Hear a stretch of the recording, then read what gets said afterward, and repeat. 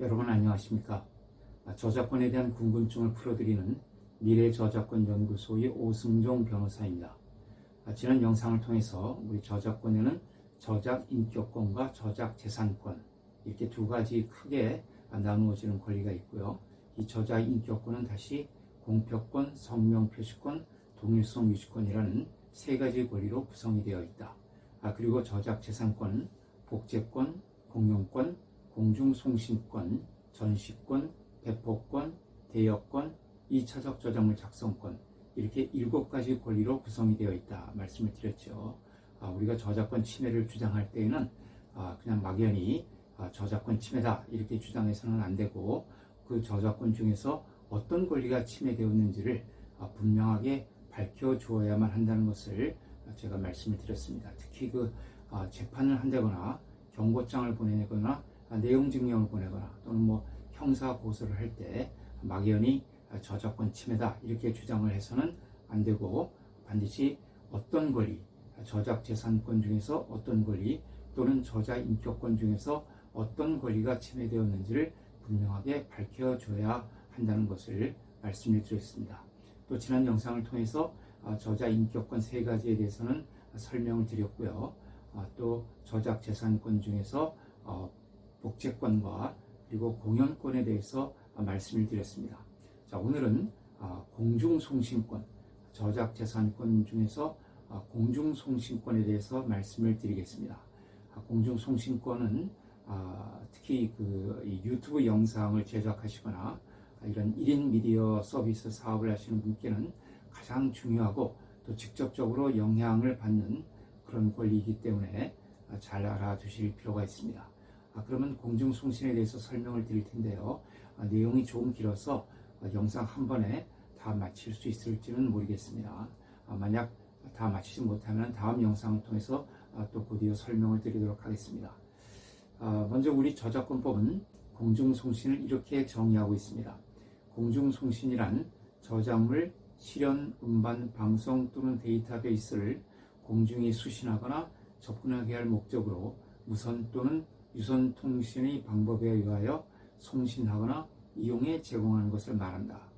우리 저작권법 제2조 제7호에서 규정을 하고 있는데요. 매우 복잡하고 어려운 개념 같죠. 그런데 쉽게 말하면 공중송신은 콘텐츠를 유무선 송신하는 모든 형태를 가리키는 넓은 개념입니다. 다만 공중송신은 공연과 마찬가지로 공중을 대상으로 하는 것이어야 됩니다. 따라서 공중을 대상으로 하지 않는 특정 개인이나 특정 소수인에 대한 송신, 예를 들어서 전화라든가 또는 팩스, 이메일 같은 우리가 이제 이런 것들을 포인트 투 포인트 송신이라고 하는데요. 이런 포인트 투 포인트 송신은 공중송신에 해당하지 않습니다. 공중송신에는 3가지 권리가 다시 또 포함이 되어 있는데요. 방송, 전송, 그리고 디지털 음성 송신입니다. 다시 말하면 공중송신은 방송과 전송과 디지털 음성 송신을 포괄하는 아주 넓은 개념의 그런 송신 형태를 말한다. 이렇게 생각을 하시면 되겠습니다. 이 공중송신 안에 포함되어 있는 방송, 전송, 디지털 음성 송신은 전부 각각 별개의 권리들입니다. 이것이 별개의 독립된 권리이기 때문에 실제 현장에서도 이런 권리들이 각각 독립되어서 거래의 대상이 되고 또 계약의 대상이 됩니다. 그래서 여러분들이 방송을 하기 위해서는 방송 허락을 받아야 되고요. 전송을 하기 위해서는 이 권리자로부터 전송 허락을 받아야 됩니다. 또 디지털 음성 송신을 하기 위해서는 디지털 음성 송신 허락을 각각 받아야 하는 것입니다. 그러니까 지금 내가 하고자 하는 서비스가 어떤 행위인지, 방송인지, 전송인지, 디지털 음성 송신인지를 분명히 알아야 되겠죠. 그것을 이제 알아야 거기에 맞는 허락을 받고 그런 이제 사업을 해야 합니다. 만약 이것을 잘못 알게 되면 예를 들어서 방송을 하는 것인데 전송 허락을 받을 필요는 없죠. 또 전송을 해야 되는데 방송 허락을 받게 되면 그것은 사실은 허락을 받지 않은 것과 동일하기 때문에 저작권 침해의 책임을 지게 될 수가 있습니다. 이 컨텐츠 산업 현장에서는 특히 그 전송과 방송의 구별이 매우 중요합니다. 방송과 전송의 구별. 그럼 방송과 전송은 각각 무엇을 의미하는 것일까요? 우리 저작권법에서 방송은 이렇게 정의하고 있습니다. 방송은 공중이 동시에 수신하게 할 것을 목적으로 영상 또는 음과 영상 등을 송신하는 것을 말한다.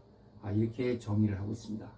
여기에 비해서 전송은 공중의 구성원이 개별적으로 선택한 시간과 장소에서 접근할 수 있도록 저작물 등을 이용해 제공하는 것을 말하며 그에 따라 이루어지는 송신을 포함한다. 이렇게 정의를 하고 있습니다. 굉장히 어렵게 느껴지죠. 그런데 쉽게 말하면은 이 이용자, 즉 그 컨텐츠를 수신하는 사람이 그것을 동시에 수신해야 되면은 방송이고요. 그 수신자가 각자 원하는 시간에 수신할 수 있으면 그건 전송이다. 이렇게 생각하면 됩니다. 그러니까 모든 그 수신자가 동시에 수신해야 된다면 그건 방송이고요. 각 수신자들이 자기가 원하는 시간에 개별적으로 수신할 수 있다면 전송이다. 이렇게 생각을 하시면 됩니다. 전송, 쉽게 말하면 인터넷을 생각하시면 됩니다. 따라서 같은 지상파 방송이라고 하더라도요, KBS나 SBS, MBC, EBS 이런 거 다 이제 지상파 방송이라고 하죠. 이런 지상파 방송을 우리가 TV를 통해서 보게 되면은 그 방송 시간에 맞추어서 모든 그 청취자들이 모든 시청자들이 그것을 이제 동시에 시청을 하게 됩니다. 그 시간을 놓치면은 재방송 봐야 되는데 그 재방송 역시 모든 시청자가 같은 시간에 보게 되죠. 이것이 이제 방송입니다. 방송인데 그런데 같은 드라마라 하더라도 이것을 우리가 TV 방송을 통해서 보지 않고 인터넷 다시 보기 서비스를 통해서도 볼 수가 있죠. 이때는 그 보는 사람들이 각자 원하는 시간에 볼 수가 있습니다. 이건 전송입니다. 그래서 같은 드라마, 즉 같은 컨텐츠라고 하더라도 그것을 모든 이용자가 동시에 수신해야 된다면 그건 방송이고요. 이용자가 각각 원하는 시간에 수신할 수 있다면 그건 방송입니다. 자, 그러면은 IPTV, SK 브로드밴드라든가 이런 그 IPTV 같은 인터넷 TV는 방송일까요? 전송일까요? 둘 다 있습니다. 이 IPTV에는 우리가 IPTV를 이제 그 시청을 할 때 지상파 방송을 그대로 재송신하는 것도 있고 또 다시 보기 서비스도 있죠. 이럴 때 그 지상파 방송을 그대로 재송신하는 것은 방송이고요. 다시 보기 서비스를 통해서 볼 수 있는 것은 또 전송입니다. 자, 그러면 전송과 방송 중에서 우리 이용자, 즉 시청자들에게 더 편리한 것은 무엇일까요? 당연히 전송이죠. 다시 보기 서비스가 훨씬 더 편리하죠. 내가 원하는 시간에 아무 때나 볼 수가 있기 때문에. 그래서 전송으로 볼 때 지급하는 이용료가 방송 이용료보다 훨씬 비쌉니다.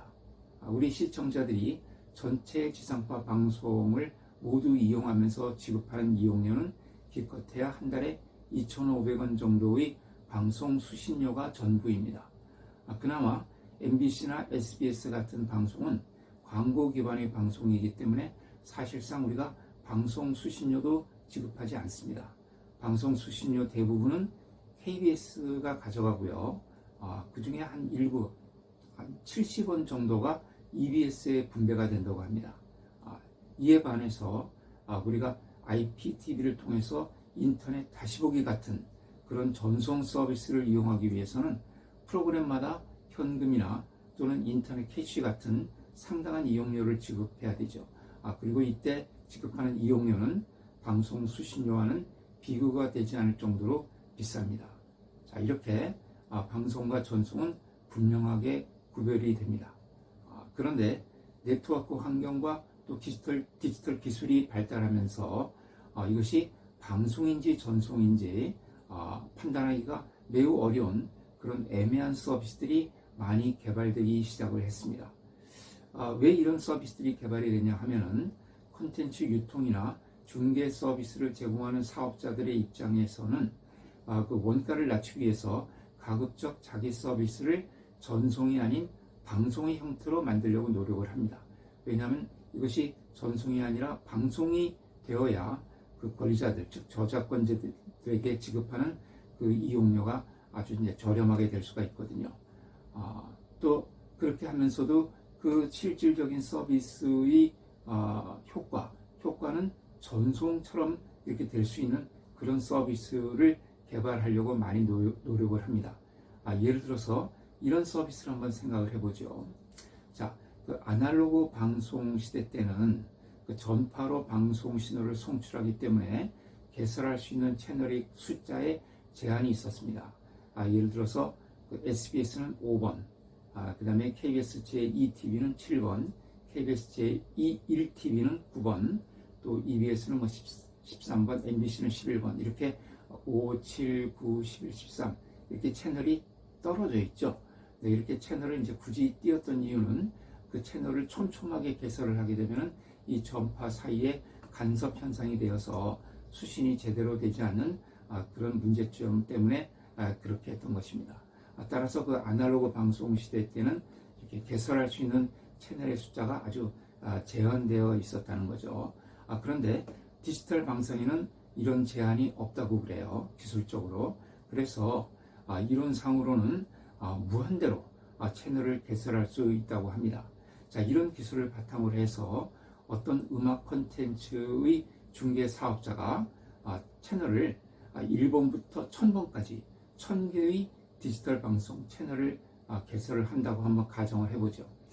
이렇게 1000개의 채널을 개설하고 1번 채널에서는 A곡만, 2번 채널에서는 B곡만, 3번 채널에서는 C곡만, 자, 이런 식으로 하나의 채널에서 하나의 곡만 방송을 한다고 한번 가정을 해보죠. 자, 이럴 때 그 각 채널에서는 하나의 곡만 방송이 되기 때문에 그 채널을 청취하는 모든 청취자는 동시에 같은 음악을 듣게 됩니다. 그러니까 A 채널에 입장한 모든 청취자는 동시에 그 음악을 수신하게 되는 것이죠.